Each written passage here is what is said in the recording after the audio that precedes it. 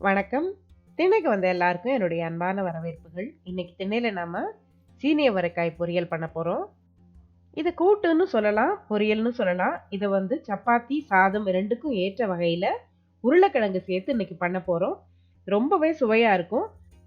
இப்ப செய்முறைக்குள்ள போறதுக்கு முன்னால சேனலுக்கு புதுசா வந்திருந்தீங்கன்னா, மறக்காம சேனல சப்ஸ்கிரைப் பண்ணிக்கங்க. இந்த கூட்டு தவிர இன்னும் 50க்கும் மேற்பட்ட சைவ கூட்டு, பொரியல் செய்முறைகள் நம்ம சேனல்ல இருக்கு. அதோட லிங்க் டிஸ்கிரிப்ஷன்ல குடுக்குறேன். தேவைப்படுறவங்க பார்த்துக்கலாம். இப்ப இந்த கூட்டு செய்முறைக்கு நாம சீனி அவரைக்காயும், உருளைக்கிழங்கும் சம அளவுல எடுத்திருக்கோம். அதாவது 200 கிராம் சீனி அவரைக்காய் எடுத்திருக்கேன். அதே அளவுக்கு உருளைக்கிழங்கும் எடுத்திருக்கேன். சீனி அவரைக்காய நுனிப்பகுதியை நீக்கிட்டு சின்ன சின்ன துண்டுகளா இந்த மாதிரி ஒடிச்சுக்கலாம், இல்ல நறுக்கிக்கலாம். உருளைக்கிழங்கையும் கொஞ்சம் பெரிய துண்டுகளா இந்த மாதிரி நறுக்கிக்குங்க. தோல் நீக்கணும்னு நினைச்சீங்கன்னா நீங்க நீக்கிக்கலாம். இப்ப அடுத்ததா நான் ஒரு மீடியம் சைஸ் வெங்காயமும், ஒரு பெரிய சைஸ் தக்காளியும் எடுத்திருக்கேன். அதையும் சின்ன சின்ன துண்டுகளா நறுக்கி தயாரா வச்சுட்டு, நாம இப்போ செய்முறைக்குள்ள போலாம். இப்போ ஒரு குக்கர் பாத்திரத்துல நான் 2 டீஸ்பூன் அளவுக்கு எண்ணெய் சேர்த்து, அதுல கடுகு, சீரகம் போட்டு தாளிச்சுக்கிறேன். கடுகு வெடிக்க ஆரம்பிச்ச உடனே அதுல நாம ஏற்கனவே நறுக்கி வச்சிருக்கிற வெங்காயத்தை சேர்த்துக்கலாம். கூடவே கொஞ்சம் கருவேப்பிலையும் சேர்த்து இந்த வெங்காயம் நிறம் மாறுற அளவுக்கு நாம வதக்கிக்க போறோம். இப்போ வெங்காயம் வதங்கி நிறம் மாறிடுச்சு. இந்த சமயத்துல நாம 1 டீஸ்பூன் அளவுக்கு இஞ்சி பூண்டு விழுது சேர்த்து அதோட பச்சை வாசனை போற அளவுக்கு வதக்கிக்க போறோம்.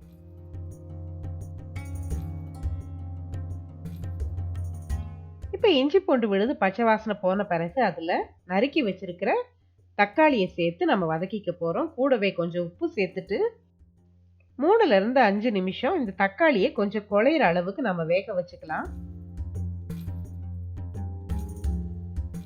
தக்காளி வெந்த பிறகு அதை கரண்டியால கொஞ்சமா மசிச்சு விட்டுட்டு நாம வெட்டி வச்சிருக்கிற சீனி அவரைக்காயையும் உருளைக்கிழங்கையும் இப்ப சேர்த்துக்க போறோம்.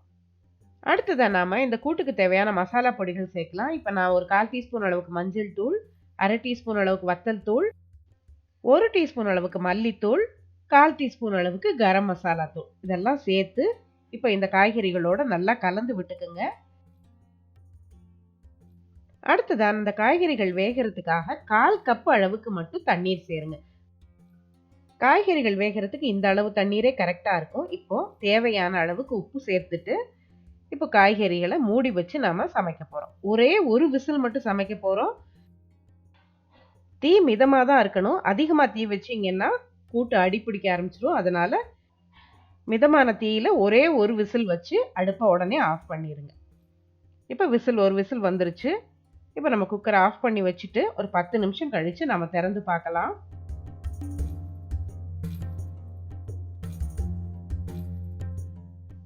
இப்போ சீனி அவரைக்காயும் உருளைக்கிழங்கும் நல்லாவே வெந்திருக்கு. இப்போ இந்த கூட்டை அப்படியே வச்சுக்கலாம். இல்லைன்னா இன்னும் ட்ரையாக வேணும்னு நினச்சிங்கன்னா இன்னும் 1 நிமிஷம் ஹை ஃப்ளேமில் வச்சு நல்லா வத்த விட்டு இறக்குனீங்கன்னா அருமையான கூட்டு தயாராயிரும். சாம்பார், பருப்பு குழம்பு, சப்பாத்தி இதோடலாம் சாப்பிட்றதுக்கு சூப்பராக இருக்கும். இந்த செய்முறையை நீங்களும் செஞ்சு பாருங்க. இந்த செய்முறை பற்றின உங்களுடைய கருத்துக்களை மறக்காம கமெண்ட்ல சொல்லுங்க. அடுத்த பதிவில் சந்திக்கலாம். நன்றி.